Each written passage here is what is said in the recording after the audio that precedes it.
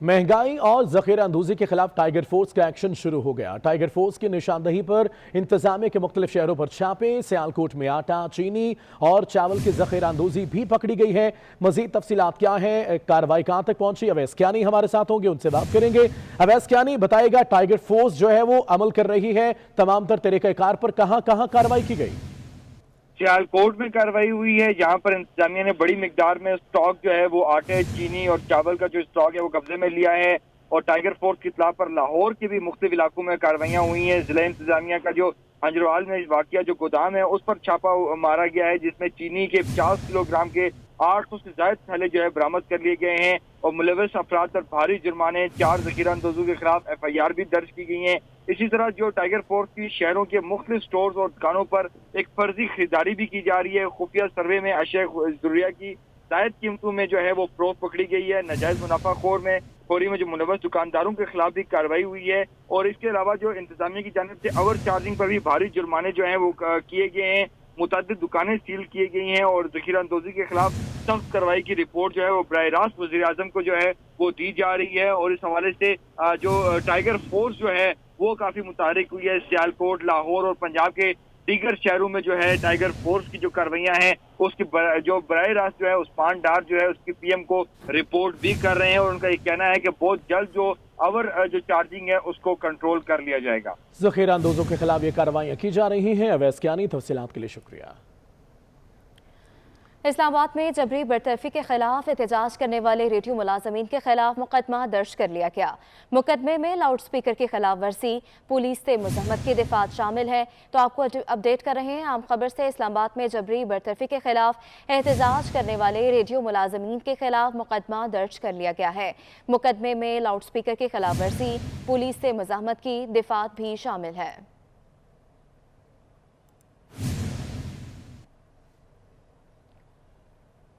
Supreme court ने 6 बार सजाए मौत पाने वाले 2 मुलजिमों को बरी कर दिया। अदालत ने मुलजिमों को अदम शवाहिद के बिना पर बरी किया। मुलजिम शाह मूर और नूर खान पर सुई डेरा बुगटी में 2 अफराद को कत्ल करने का इल्जाम था। ट्रायल कोर्ट ने दोनों मुलजिमों को 6 बार सजाए मौत सुनाई थी। मजीद तफसीलात अमानत कशकोरी से जान लेते हैं। जी अमानत, हमें बताइएगा। जी बिल्कुल, सुप्रीम कोर्ट ने 6 बार सजाए मौत सुनाए जाने वाले 2 मुल्ज़िमान जो हैं उनको बरी कर दिया है। अदालत की जानिब से अदम शवाहिद की बिना पर जो है मुल्ज़िमान को बरी किया गया है। दोनों मुल्ज़िमान शाहमोर और नूर खान पर डेरा बुक्की में 2 लोगों को कत्ल करने का इल्ज़ाम था, जिसमें ट्रायल कोर्ट ने उन्हें 6 बार सजाए मौत सुनाई थी। जबकि बलोचिस्तान हाई कोर्ट ने भी ट्रायल कोर्ट का जो फैसला था वो बरकरार रखा था। और सुप्रीम कोर्ट ने बलोचिस्तान हाई कोर्ट का जो फैसला है वो कल अदम करार दे दिया है। मुल्ज़िमान के वकील लतीफ़ खोसा अदालत में पेश हुए और उनकी जानिब से दलाइल में ये कहा गया कि 2014 में कत्ल करने का इल्ज़ाम था और जो चश्मदीद गवाह थे वो भी अपने बयान से मुकर गए थे। और जो उनका डेथ सर्टिफिकेट था वो भी देर के बाद बनाया गया। अदालत ने वकील के दलाइल सुनने के बाद मुल्ज़िमान को जी अमानत, बहुत शुक्रिया तफसीलात से आगाह करने के लिए। पाकिस्तान पीपल्स पार्टी ने पार्लिमानी पार्टी सिंध का हंगामी इजलास वज़ीर आला हाउस में तलब कर लिया। इजलास में जजीरों पर सदारती रेफरेंस, कैप्टन रिटायर्ड सफदर की गिरफ्तारी के मामले पर मुशावरत की जाएगी। मजीद तफसीलात क्या है जान लेते हैं आज़ाद नोहड़ियों से। जी आज़ाद, अपडेट कीजिएगा।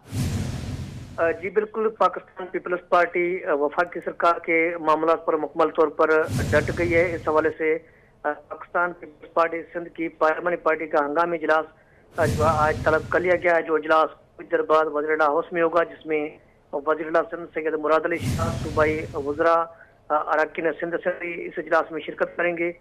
इस इजलास में 3 नुकात पर गौर किया जाएगा, जिसमें सदारती आर्डिनेंस के जरिए जजीरों पर आइलैंड अथॉरिटी कायम करना और इसके अलावा कैप्टन सफदर की गिरफ्तारी और इसके अलावा IG सिंध का मुबैना तौर अगवा का जो मामला है, इन 3 नुकात पर गौर किया जाएगा। तफसीली तौर पर पार्टी रहनुमा इस पर मुशावरत करेंगे, जिसके बाद में नई हिकमत अमली बना दी जाएगी, जिसमें पार्टी जो रहनुमा है ये मुशावरत करके सूरत हाल के हवाले से बिलावल भुट्टो जरदारी को आगाह करेंगे।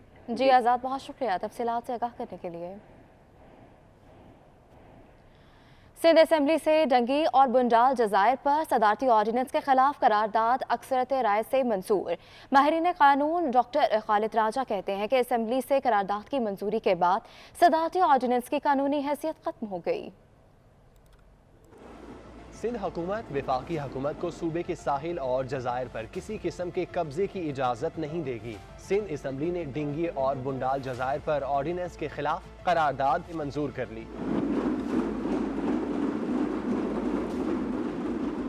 करारदाद में मौक़िफ़ इख्तियार किया गया कि आइन के आर्टिकल 172 के तहत जजायर सूबे की मिल्कियत हैं। वफाकी हुकूमत ने ऑर्डिनेंस के जरिए जजायर की मिल्कियत पर गैर आइनी और गैर कानूनी कब्जे की कोशिश की है। वज़ीर आला सिंध मुराद अली शाह ने कहा कि सिंध की सालमियत पर हमला किया गया, जजायर का ऑर्डिनेंस पूरी कुव्वत से वापस कराएंगे।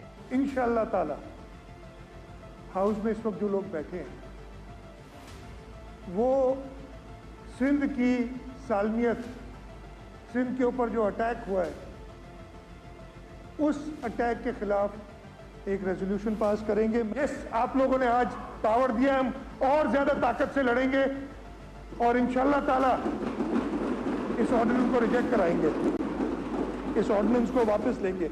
पीपल्स पार्टी की करारदाद पर पीटीआई ने ऐलान से वॉकआउट कर दिया, लेकिन शहरयार शर डट गए। पीटीआई रुकन ने करारदाद की हिमायत कर दी। शहरयार शर ने कहा पार्टी की जानिब से बयान वापस लेने का प्रेशर डाला जा रहा है, लेकिन वो सिंध के बेटे हैं, पीछे नहीं हटेंगे। मुझे मतो प्रेशर भी थींदा, इहा भी मुझे खबर है, मुझे पंहिंजी पार्टी जो जोर भी पवंदो, इहा भी मुझे खबर है। इस पर स्पीकर आगा सिराज दुरानी बोले, ऐसा ना हो आपका हशर फिरदौस शमीम नकवी जैसा हो। शर साहब ये ना तो फिरदौस साहब जेड़ो हशर थे तां जो भी। शहरयार शर ने जवाब दिया, चाहे कुछ भी हो जाए वो सिंध की आवाम के साथ खड़े हैं। अभी आपको बराह रास्त इस्लामाबाद ले चलेंगे। मुस्लिम लीग नून के रहनुमा शाहिद खाकान अब्बासी मीडिया से बात कर रहे हैं। ये दोनों महकमे पाकिस्तान रेंजर सिंध और इंटर सर्विस इंटेलिजेंस जो हैं ये वफाकी हुकूमत के इदारे हैं। ये जो रेंजर्स हैं ये इंटीरियर मिनिस्ट्री को रिपोर्ट करते हैं और जो इंटर सर्विस इंटेलिजेंस है ये प्राइम मिनिस्टर को रिपोर्ट करता है। यानी वफाक जो है वो सूबे पर हमलावर हुआ, ये एक हकीकत है। और बदनसीबी की बात यह है कि इस सारे वाक़े की एफआईआर भी आईजी साहब दर्ज कराने से कासिर हैं, क्योंकि ये किस तरह एक 22 ग्रेड का अफसर कहे जिसकी सूबे की पुलिस उसके मातहत हो, वो किस तरह ये कह सकता है कि मुझे अगवा कर लिया गया। अगर वो अगवा कर लिया जाता है तो फिर उस सूबे में, उस मुल्क में कौन महफूज है। ये बड़ी संगीन बातें हैं, ये मामूली बातें नहीं हैं, ये सियासत की बातें नहीं हैं, ये उन हालात की बातें हैं जो आज हमारे मुल्क में रूनुमा हो रही हैं। इस पर तरीका तो ये था कि वज़ीर-ए-आज़म साहब सूबे के चीफ मिनिस्टर को से रब्ता करते, उनको अश्योर करते कि जो वाक़या हुआ है हम इसकी तफ्तीश करेंगे, हम सज़ा देंगे जो लोग मुलव्वस हुए हैं। कोई टेलीफोन नहीं आया,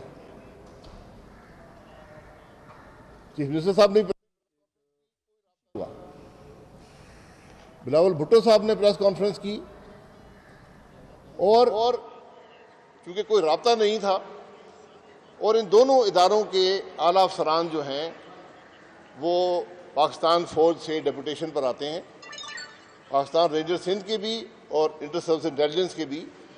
तो बिलावल साहब ने दरख्वास्त की, क्योंकि वफाकी हुकूमत से रब्ता नहीं था, चीफ ऑफ आर्मी स्टाफ से और डीजी इंटर सर्विस इंटेलिजेंस से कि आप इस मामले की तफ्तीश करें। उन्होंने वादा किया कि 10 दिन में तफ्तीश होगी और उसके बाद पुलिस ने भी कहा कि ठीक है हम 10 दिन इंतज़ार कर लेंगे। अब मसला ये है, आईजी पुलिस जो है ये 22 ग्रेड के अफसर हैं, डीजी इंटर सर्विस इंटेलिजेंस भी 22 ग्रेड के अफसर हैं, डीजी रेंजर्स 21 ग्रेड के अफसर हैं, सारे वफाकी हुकूमत के अफसर हैं। अब कानून के तहत,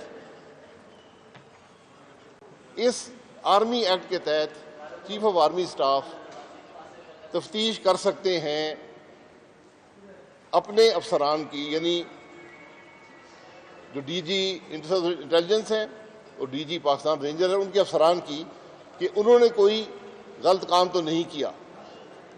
आर्मी एक्ट में लॉफुल कमांड को डिफाइन किया गया है। सुप्रीम कोर्ट ने असगर खान केस में अनलॉफुल कमांड की भी डेफिनेशन दे दी है और सुप्रीम कोर्ट ने यह कहा था कि जितना ज़रूरी लॉफुल कमांड पे एक्शन लेना होता है, इतना ही ज़रूरी अफसर के लिए अनलॉफुल कमांड को ओबे ना करने की जिम्मेदारी होती है। और ये फैसला कि लॉफुल कमांड क्या है और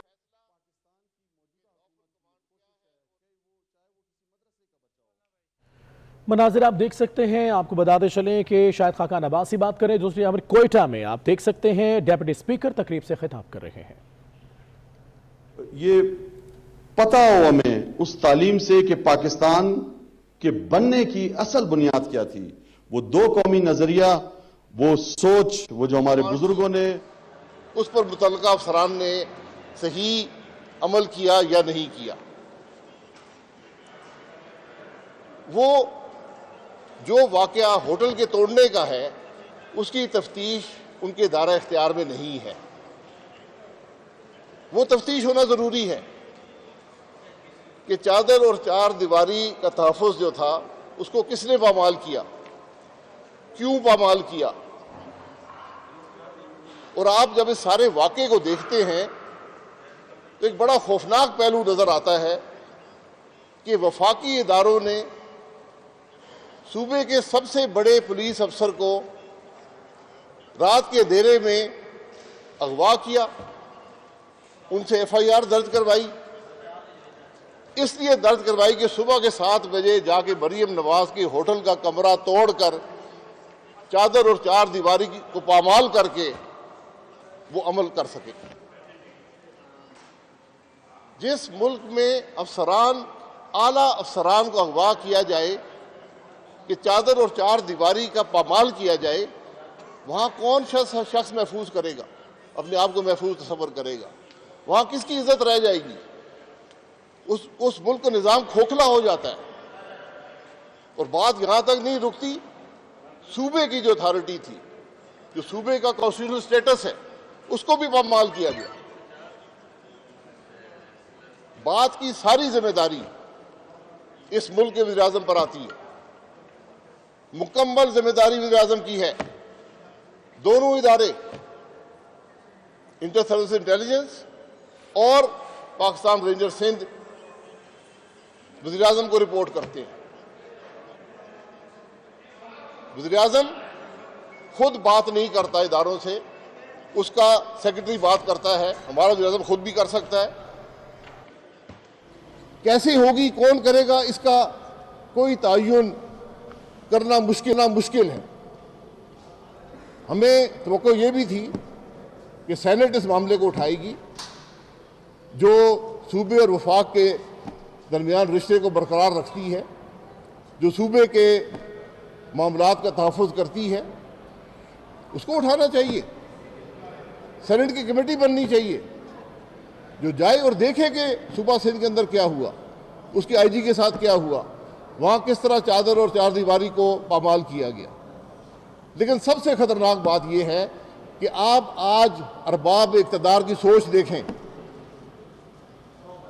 कि मंसूबा बनाया जाता है, 2 वफाकी इदारे मुलव्वस किए जाते हैं, उनको हुक्म दिया जाता है कि FIR दर्ज करो और सुबह के 7 बजे मरियम नवाज साहिबा के होटल के कमरे का दरवाज़ा तोड़कर चादर और चार दीवारी को पामाल करके हरासा करो, वरना गिरफ्तार करते ना मरियम नवाज को भी, उनका नाम भी उस जैली FIR में दर्ज है।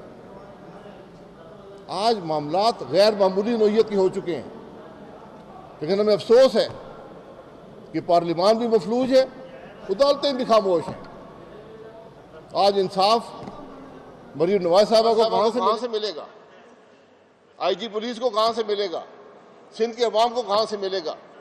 ये सवाल हैं जिनका जवाब जानना आज सारा पाकिस्तान इंतज़ार कर रहा है। बहुत शुक्रिया। आप लोगों ने ऐलान किया था जब मुलाकात की बातें हुई थी ज़ुबैर साहब की कि हम आज के बाद फौज से रब्ता नहीं करेंगे, और फिर आप लोगों ने पीडीएम में खासतौर पर बराबर ने प्रेस कॉन्फ्रेंस करके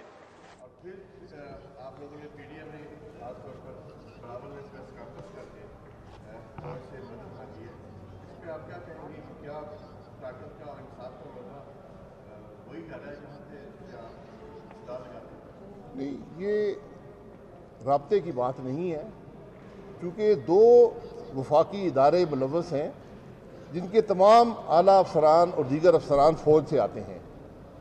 तो जब हुकूमत कुछ करने से कासिर है, जब हुकूमत ने कोई राब्ता नहीं किया, बल्कि शवायद ये है कि ये सारा काम वज़ीर-ए-आज़म ने करवाया है, तो फिर बिलावल साहब ने ये मौजू समझा कि वो चीफ ऑफ आर्मी स्टाफ से दरख्वास्त करें कि आप पता गुफ्तगू मुलाहिजा कर रहे थे। दीगर खबरों की जानिब बढ़ते हैं। खबर है फैसलाबाद से, जहां थानेदार का साथियों के हमरा एफआईए टीम पर हमला हुआ। गिरफ्तार अपने भाई एएसआई को छुड़वा लिया।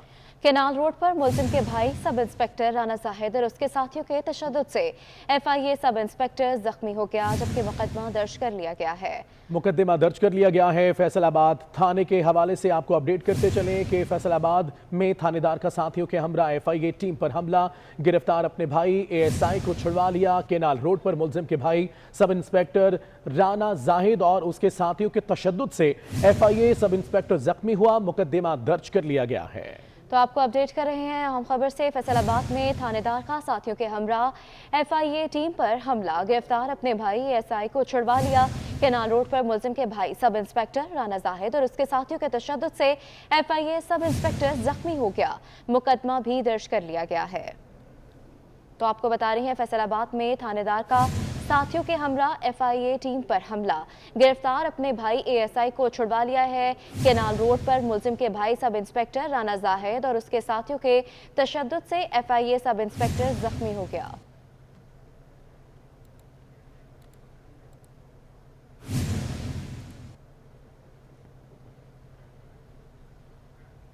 सिंध के अफसरान के लिए खुशखबरी। तरक्कियों के मुंतजर अफसरान को अगले ग्रेड में तरक्कियां देने के लिए चीफ सेक्रेटरी सिंध ने सिलेक्शन बोर्ड का इजलास 29 अक्टूबर को तलब कर लिया है। मजीद तफसीलात आज़ाद नोडियो से जान लेते हैं।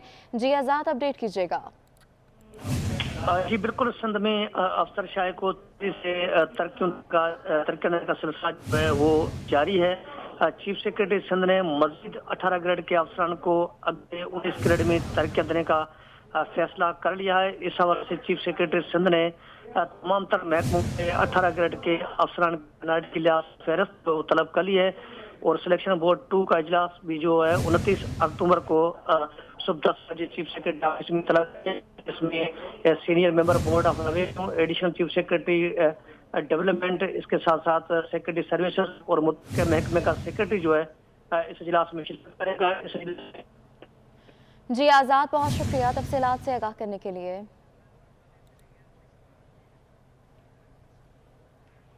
एक मरतबा फिर आपको इस्लामाबाद लिए चलते हैं, जहां मुस्लिम लीग नून के रहनुमा एहसन इकबाल मीडिया से गुफ्तगू कर रहे हैं। खबरें सुने। पाकिस्तान का सबसे बड़ा मसला क्या है? महंगाई। दूसरा मसला क्या है? महंगाई। और तीसरा बड़ा मसला क्या है? महंगाई। लेकिन इमरान अहमद नियाजी के लिए सबसे बड़ा मसला ये है कि ये मुस्लिम लीग नून की क़यादत के ख़िलाफ़ झूठे मुकदमे कैसे कायम कर सकता है। इमरान नियाजी की पहली मीटिंग भी इन मुकदमों के हवाले से होती है और दिन की आखिरी मीटिंग भी इन मुकदमों के हवाले से होती है। उसे अवाम से, उनके मफाद से, महंगाई से, बेरोज़गारी से, कश्मीर के मसले से कोई दिलचस्पी नहीं है। आज जैसे शाहिद साहब ने कहा कि हम ये मुकदमा कौम के सामने रखना चाहते हैं कि जहां आईजी के अगवा का मसला है, वहां कौम की बेटी के चादर और चार दीवारी के तहफ़्फ़ुज़ का मसला है। अगर इस चीज़ को एड्रेस ना किया गया तो किसी की माँ, बहन, बेटी की हुर्मत महफूज नहीं रहेगी। हम इस चीज़ पर आवाज़ उठाएंगे, एहतजाज भरपूर जारी रखेंगे जब तक कि इस वाक़े में मुलव्वस जो असल किरदार है इमरान अहमद नियाज़ी, उसको कानून के कटहरे में नहीं खड़ा किया जाता। जी से मेरा सवाल है सर जी, ये कार्रवाई हुई जाहिर है चादर और चार दीवारी का तकदीस पामाल हुआ, तो क्या मुस्लिम लीग नून अपने तौर पर सुप्रीम कोर्ट या मुतल्लिका सिंध हाई कोर्ट में पिटीशन फाइल करेंगी इस तरह की ये वाक़या हुआ है चादर? इमरान अहमद नियाज़ी के लिए सबसे बड़ा मसला अपोजिशन के खिलाफ मुकदमा दर्ज कराना है। महंगाई और बेरोजगारी से उन्हें कोई दिलचस्पी नहीं है। मुस्लिम लीग नून के रहनुमा मीडिया से बात करके आपने मुलाहिजा किया। वज़ीर आला पंजाब सरदार उस्मान बुज़दार के ज़ेर सदारत इजलास में पंजाब में आला तालीम के फ़रोग़ के लिए किए गए इक़दाम का जायज़ा लिया गया। वज़ीर आला उस्मान बुज़दार ने आला तालीम के फ़रोग़ के लिए मौसर और मरबूत इक़दाम करने की हिदायत की। वज़ीर आला उस्मान बुज़दार ने कहा है कि पंजाब हुकूमत पसमानदा इस्लाम में यूनिवर्सिटियाँ कायम कर रही है। एयर एजुकेशन कमीशन के साथ मुशावरत करके मज़ीद इक़दाम उठाएंगे। मयारी तालीम देकर नौजवानों को बाइख्तियार बनाया जाएगा।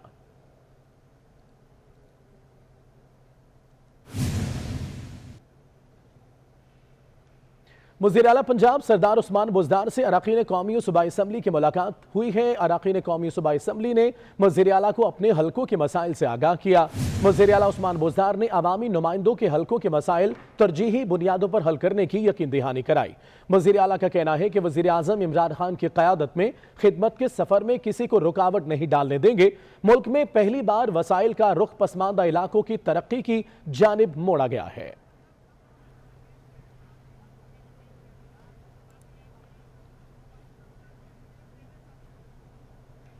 कराची के बाजारों में कोई भी चीज़ सरकारी कीमत पर दस्तयाब नहीं।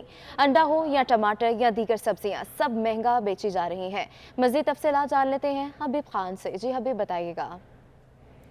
अच्छा, बिल्कुल शहर कायद ने महंगाई का जो जन है वो बेकाबू दिखाई दे रहा है। मुख्तलिफ अशिया खुर्दनोश की कीमतें जो हैं वो कई अरसे से काबू में नहीं आ सकी हैं। कमिश्नर कराची की जारी करदा प्राइस लिस्ट तो रोज़ाना की बुनियाद पर जो है वो जारी होती है, लेकिन उन कीमतों पे जो है वो अमल दरामद कहीं होता हुआ नहीं दिखाई दे रहा है। किसी भी जो है वो अशिया की कीमत के हवाले से बात करें, मुर्गी का गोश्त हो तो उसकी कीमत कमिश्नर कराची की लिस्ट पर 214 रुपये, जबकि मार्केट में इसके बरक्स 360 रुपये फ़ी किलो तक जो है वो इस वक्त शहर के अंदर जो है वो गोश्त फ़रोख्त किया जा रहा है। इसी तरह सब्जियों की अगर बात की जाए तो सब्जी टमाटर की कीमत तकरीबन 88 रुपये तक मुकर्रर है, लेकिन टमाटर इसके बरक्स 180 रुपये किलो तक जो है वो शहर में फ़रोख्त किया जा रहा है। दीगर मौसमी सब्जियों के हवाले से बात करें तो भिंडी हो, इसके अलावा दीगर जो सब्जियां हैं जो मौसम के हवाले से मुनासबत से आती है, मटर हो, मटर इस वक्त 60 रुपये पाव तक जो है वो शहर में फ़रोख्त हो रहे हैं। भिंडी की बात करें तो भिंडी 200 रुपये फ़ी किलो तक जो है वो फ़रोख्त की जा रही है। तो शहरी जो है वो इस वक्त बड़े परेशान दिखाई दे रहे हैं कि तमाम तर चीज़ें जो हैं वो वैसी की वैसी ही चल रही हैं। ऐलानात किए जा रहे हैं कि महंगाई के ख़िलाफ़ जो है वो कार्रवाइयाँ की जाएंगी, महंगाई पर काबू किया जाएगा, लेकिन शहर में जो महंगाई का आलम है वो जो है वो रोज़ाना की बुनियाद में उसमें इजाफा हो रहा है। और शहरियों का यही मुतालबा है, यही उनका कहना है कि जिस तरह महंगाई की चक्की में पीसा जा रहा है, अगर हुकूमत ने बर वक्त एक्शन नहीं लिया तो ये जो महंगाई का जोर है ये लोगों को दो वक्त की रोटी से भी महरूम कर देगा। शुक्रिया आपका। पाकिस्तान में तैनात कैनेडियन हाई कमिश्नर बैंडी गिलबोर्ड कहती हैं कनाडा पाकिस्तान में तालीम, सेहत और सयाहत के शोबे की तरक्की में अपना हिस्सा डाल रहा है। कैनेडियन हाई कमिश्नर ने पाकिस्तानी शिमाली इलाकाजात की खूबसूरती की तारीफ करते हुए कहा, शिमाली इलाकाजात में सयाहत के फरोग से मकामी अफराद को फायदा हासिल होगा। वो 24 न्यूज़ से खुसूसी गुफ्तगू कर रही थी। Very friendly countries with a long-standing relationship that dates back right to Pakistan's independence. We have extensive people-to-people contacts, a very large diaspora in Canada of people of Pakistani origin, and a very large number of Canadians that live here in Pakistan, engaging in all sorts of endeavors, from developing our commercial ties, supporting our bilateral relations, our political relationship. We have an active development program here that also dates back more than 60 years, where Canada has been an active part of the development, in particular of health and education and support for women and girls here in Pakistan. Pakistan's economy could grow, I believe it's something upwards of 30% overnight, if women were full participants in the economy and in the broader scope of life here in Pakistan. So Canada's development assistance in Pakistan is very much focused on empowering women and girls. But it's actually, believe it or not, it was my 6th visit to Gilgit-Baltistan. And I was really happy to be able to go up with His Excellency Christian Turner, my counterpart from the United Kingdom.